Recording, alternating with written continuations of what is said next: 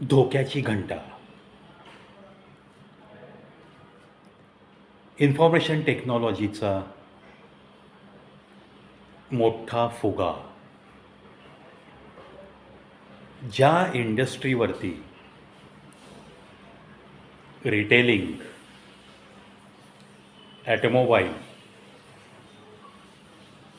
Four wheeler car वगैरे, real estate, restaurants अशा महत्त्वाच्या इंडस्ट्रीज, मॉलमध्ये असलेलं कपडा बाजार किंवा इतर कुठेही असलेला कपडा बाजार,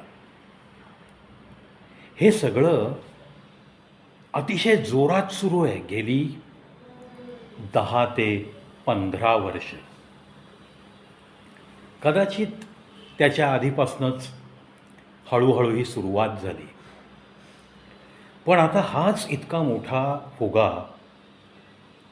त्याची हळूहळू हवा जाण्याची वेळ आली आहे, धोक्याची घंटा वाजतीये का काय, असंच सध्या या क्षेत्रात वातावरण आहे. Pune Hinjewadi I T hub, I T park झालेलं हिंजवडी हे गाव तसं पाहिलं तर भारतातल्या आता कोणालाही माहीत नाही असं नाही. शिवाजीनगर टू हिंजवडी मेट्रो होती आहे. पहिल्या 12 स्थानकांचा टप्पा लवकरच उद्घाटित होईल. त्यानंतर 2-4 महिन्याच्या अवधीने पूर्णपणे ती लाईन सुरू होईल अशी अपेक्षा आहे. हा मेट्रोचा घाट घातला गेला कशासाठी? जे काही आय टीच्या क्षेत्रात कार्य करणारे कर्मचारी आहेत, त्यांना जाण्या येण्याची सुविधा व्हावी, ट्रॅफिक जामचा त्यांचा त्रास कमी व्हावा आणि ही रस्त्यातली गर्दी थोडीशी कमी होऊन सर्वांचाच मानसिक त्रास थोडासा कमी व्हावा, या उद्देशाने हे सुरू होतं आहे. हे अतिशय चांगली गोष्ट आहे. परंतु हिंजेवडीत काम करणाऱ्या एखाद्या सिनियर आय टी इंजिनियर किंवा BE कॉम्प्युटर होऊन त्या बेसवर, त्या डिग्रीवर नोकरीत लागलेला एखादा मल्टीनॅशनल कंपनीत लागलेला इंजिनियर, ज्याचं वय आता 46 आहे, नाव न डिक्लेअर करण्याच्या अटीवर हा मी व्हिडिओ बनवतो आहे. मुलगा 12वी पास झालेला आहे, वय वर्ष 46, स्वतःचा जॉब जवळपास 20-21 वर्षाचा जॉब झालेला आहे आणि आता त्यांनी अशी एक दहशत मनातली बोलून दाखवली आहे की जे त्याला सांगितलं गेलं आहे ओरली. काय सांगितलं आहे? 21 वर्ष म्हणजे मॅनेजर पोस्टला पोहोचलेली व्यक्ती आहे. त्याला सांगितलं की तुमच्याकडं आजपर्यंत दिलेले प्रोजेक्टमध्ये तुम्ही खूप चांगलं काम केलं आहे, त्याबद्दल नो डाऊट ॲट ऑल. पण आता तुम्हाला त्याच नॉलेजच्या धर्तीवर इतक्या मोठ्या पगारावरती आम्ही ठेवू शकू असं आम्हाला नाही वाटत. जर तुम्ही आजच्या मॉडर्न जे काही आपल्या कंपनीला लागतं त्या नॉलेजला कोपअप होत असाल तर पहा, तुम्हाला आम्ही 6 महिने, वर्षभर संधी देतो आहे.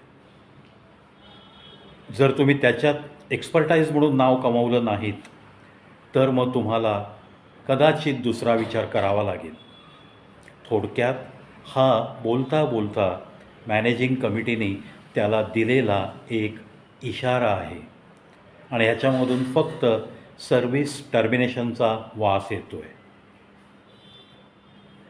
अर्थात डायरेक्ट कुठल्या कर्मचाऱ्याला रिमूव्ह करणं इतकं काही सोपं नसतं, याची जाण त्या कंपन्यांना नक्की आहे. म्हणून त्यांनी हा एक उदाहरण मी तुम्हाला सांगतो आहे, पण असे इशारे अनेक कंपन्यांनी सुरू केल्याचं ऐकिवात आहे. याच नाण्याची दुसरी बाजू म्हणजे ज्या ठिकाणी 20 वर्ष नोकरी झालेला कर्मचारी सुरक्षित नाही आणि तो अशा वयात आहे की आता नवीन नॉलेज घेण्याच्या धडपड करण्याची त्याची मनोवृत्ती तशी पाहिली तर ॲज कम्पेअर टू यंगस्टर्स ही कमी झालेली असते.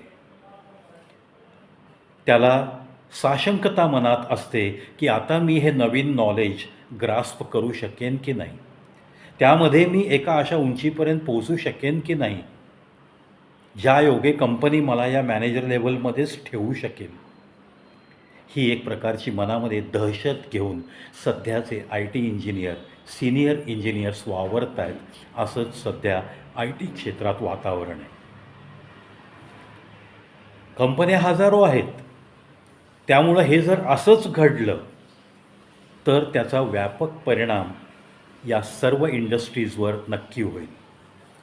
नाण्याची दुसरी बाजू जी मी आपल्याला बोलत होतो ती अशी की आर्टिफिशियल इंटेलिजन्सच्या शिरकाव झाल्यामुळं कंपन्यांची इनिशियल स्टेजची बरीचशी कामं ही ॲटोमेशनवरती होऊ लागली आहेत आणि AIच्याद्वारे आर्टिफिशियल इंटेलिजन्समधल्या एक्सपर्ट लोकांच्याद्वारे अशी काही ॲप बनवून मिळू लागली आहेत जेणेकरून कंपनीला इनिशियल स्टेजच्या कामासाठी जो काही एखाद्या कंपनीत 100-150चा स्टाफ भरला जायचा, फॉर एक्झाम्पल TCS या कंपनीत नेहमी भरती सुरू असायची, आता हे चित्र कदाचित हळूहळू पालटताना दिसतंय.